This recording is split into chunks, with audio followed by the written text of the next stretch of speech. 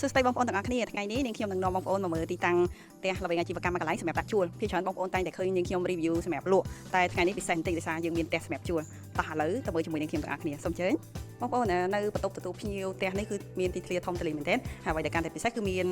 សាឡុងនៅបន្ទប់ទទួលភ្ញៀវជាការស្រេចអញ្ចឹងសម្រាប់បងប្អូននៅកំពុងរកទីតាំងជួលគឺមានភាពងាយស្រួលដោយសារសម្ភារៈមានបំពាក់ជាការស្រេចឥឡូវយើងទៅមើលផ្នែកខាងក្រោយទាំងអស់គ្នា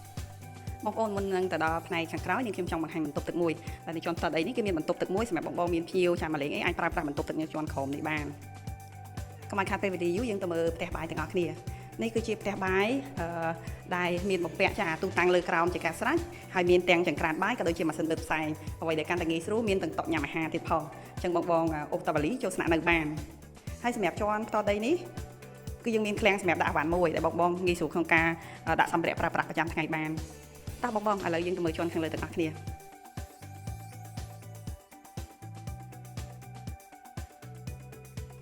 ចាំបងសម្រាប់ជាន់លើនេះមានបន្ទប់គេរហូតដល់2ហើយនាងខ្ញុំនឹងបង្ហាញបន្ទប់មេគ្រួសារមុនគេបងប្អូននេះគឺជាបន្ទប់មេគ្រួសារដែលមានបំពាក់ម៉ាស៊ីនតែម្ដងបងប្អូនមិនថាពូកមិនថាសាឡុងឬក៏កញ្ចក់សម្រាប់ឆ្លោះឬក៏ជាទូឯងបងប្អូនមានរួចជាស្រេច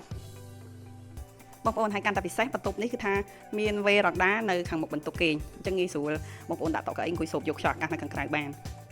ចាំបងសម្រាប់បន្ទប់មេគ្រួសារនេះគឺមានបន្ទប់ទឹកនៅខាងក្នុងហើយបន្ទប់ទឹកគឺធំទូលាយហើយមានគេហៅថាបែងចែកកន្លែងសើមកន្លែងស្ងួតផងដែរអញ្ចឹងងាយស្រួលសម្រាប់ការប្រើប្រាស់បន្ទប់ទឹកមែនទែនចាំបងនេះជាបន្ទប់ទឹកសមាជិកគ្រួសារបន្ទប់សមាជិកគ្រួសារនេះក៏ស្អាតមិនចាញ់បន្ទប់មេគ្រួសារប្រហែលដែរគឺមានពុកចាក៏ដូចជាទូដាក់សម្លៀកបំពាក់ហើយអ្វីកាន់ពិសេសគឺមានបង្អួចធំដែលងាយស្រួលទទួលបានពន្លឺនិងខ្យល់អាកាសចូលគ្រប់គ្រាន់នៅក្នុងបន្ទប់ហើយសម្រាប់បន្ទប់នេះក៏មានបន្ទប់ទឹកនៅខាងក្នុងជាការស្រេចដែរអញ្ចឹងងាយស្រួលសម្រាប់សមាជិកគ្រួសារមែនទែនដោយសារបន្ទប់នីមួយៗមានបន្ទប់ទឹកនៅខាងក្នុងជាការស្រេច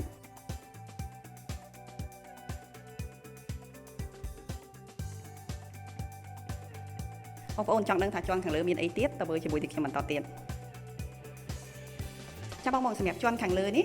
គេមាន space សម្រាប់យើងដាក់ម៉ាស៊ីនបោកកៅអៅហើយមានទីធ្លាសម្រាប់បោកកៅអៅនៅខាងក្រោយនេះ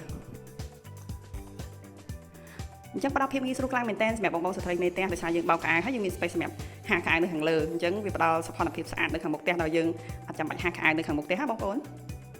ឱកាសពិសេសសម្រាប់បងប្អូនដែលកំពុងតែស្វែងរកផ្ទះជួលបុរីទេសចរយើងមានផ្ទះជាច្រើនប្រភេទហើយឥឡូវនេះផ្ទះដែលខ្ញុំកំពុងតែ review នេះក៏មានតម្លៃពិសេសហើយងាយស្រួលដោយសារមានបំពាក់សម្ភារៈរួចរាល់ 100% បងប្អូនគ្រាន់តែអូប៉ាលីចូលស្នាក់នៅបានតែម្ដងបុរីទេសចរស្ថិតនៅលើផ្លូវជាតិលេខ 6A មានសន្តិសុខយាម24ម៉ោងហើយផ្លូវបេតុងផ្លូវកៅស៊ូងាយស្រួលសម្រាប់ការរស់នៅបងប្អូនចង់ដឹងថាតម្លៃពិសេសប្រមាណបងប្អូនអាចតាក់ទងមកក្រុមការងារយើងខ្ញុំឥឡូវនេះសូមអរគុណ